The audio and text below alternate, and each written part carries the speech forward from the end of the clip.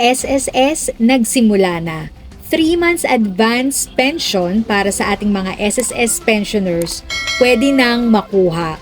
August 15 ay nagsimula na ang application ng calamity loan sa mga lugar na dineclare na state of calamity dahil sa bagyong Egay.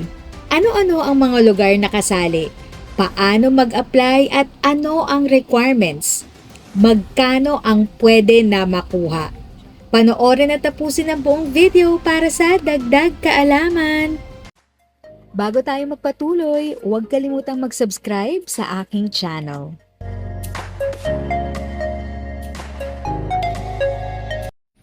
Thank you sa pag-click ng aking video. Good day po sa lahat ng ating SSS pensioners. Sa mga bagong viewers at napadaan lang, by the way, I'm Tita Eda. Welcome to my channel.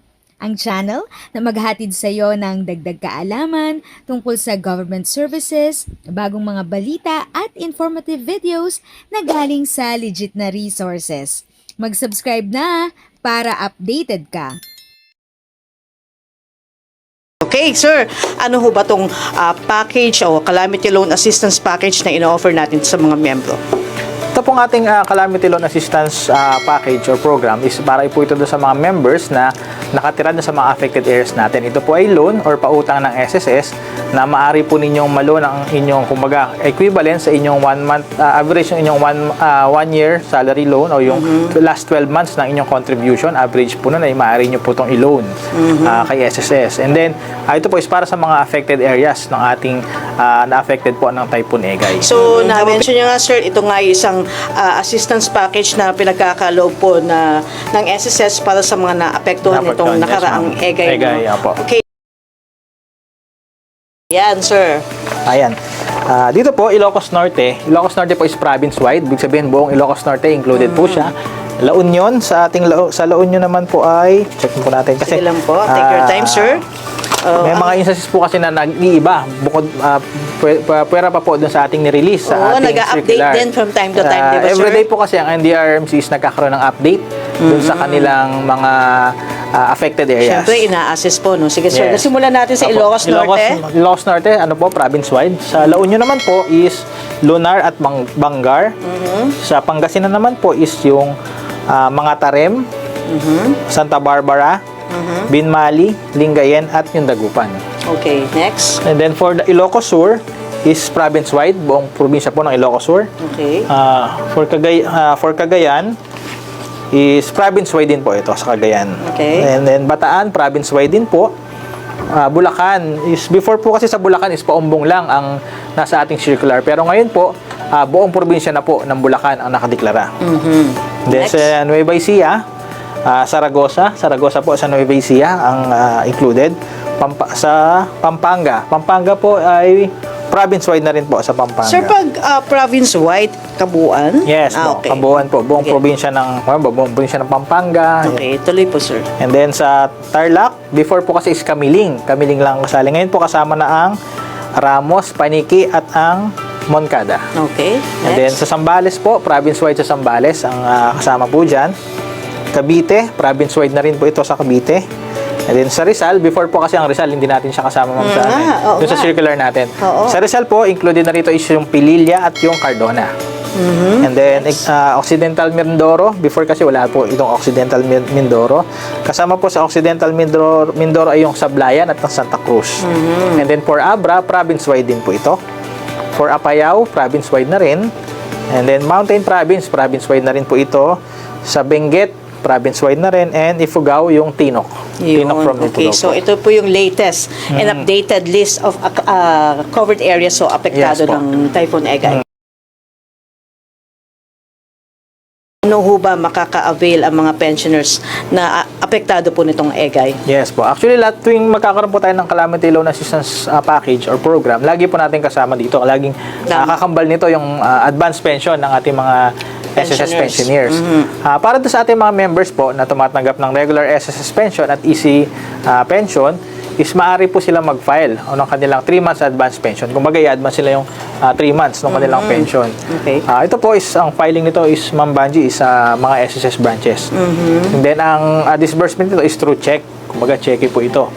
May fill up lamang po sila ng form. Doon sa form po ng ating 3 months advance pension is merong portion po doon na isa-certify ng ating barangay chairman. Okay. Kung walang barangay chairman, isa-certify po ito ng NDRMC or ng DSWD. Okay. Which is mas madali kung si chairman na mag-certify kasi si chairman minsan kapitbahay lang natin eh. Andiyan lang, chairman, papirma naman. Kumbaga, Easy to reach. oo, kumpara pupunta ka sa NDRMC at sa DSWD. Okay. Kaya kay chairman. And then yun po, once mapirmahan ni chairman yung kanyang portion dun sa ating 3 months advance pension, pwede nyo po siyang dalhin sa any SSS branch na malapit po sa inyo. Sir, hindi to online pag pensioners? Yes, hindi po ito online. Kasi Saan po available ang mga application? Ang application form po is, kumbaga, is available naman po yan sa ating mga SSS branches. O kaya naman po, para hindi na sila magpunta sa SSS, bago sila para kumuha ng form, downloadable din po ito sa ating website. Ito is na-download din po ito. Maaari nyo na siyang download beforehand. And then, pag na-download nyo po, ipaprint ninyo, dalhin nyo na kay chairman.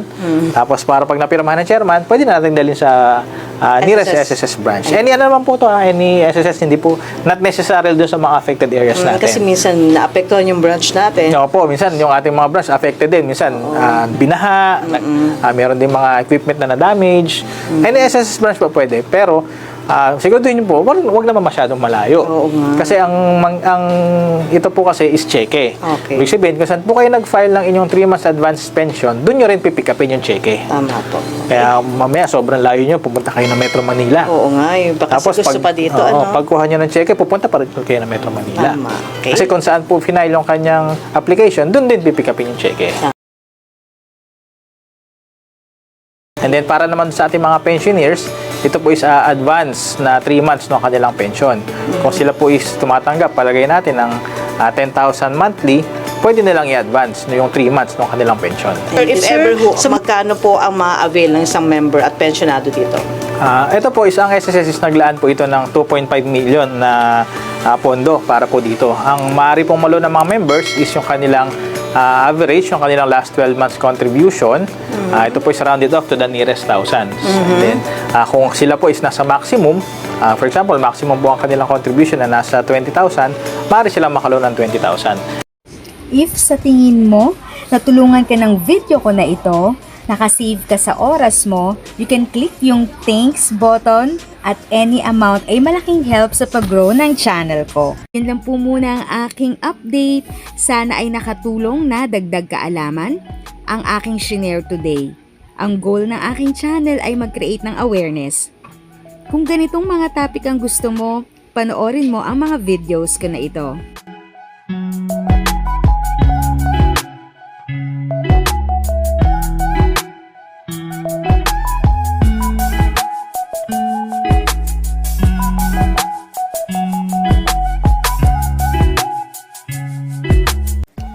Thanks for watching! Kung may kapamilya, kaibigan o kakilala sa tingin mo ay magiging interesado sa video, please share or tag sila sa comment section. At syempre, if nagustuhan mo ang video, i-like mo na ito at subscribe ka na din. As always, feel free to write your questions, comments, and opinions respectfully. And continue to be a blessing and stay safe!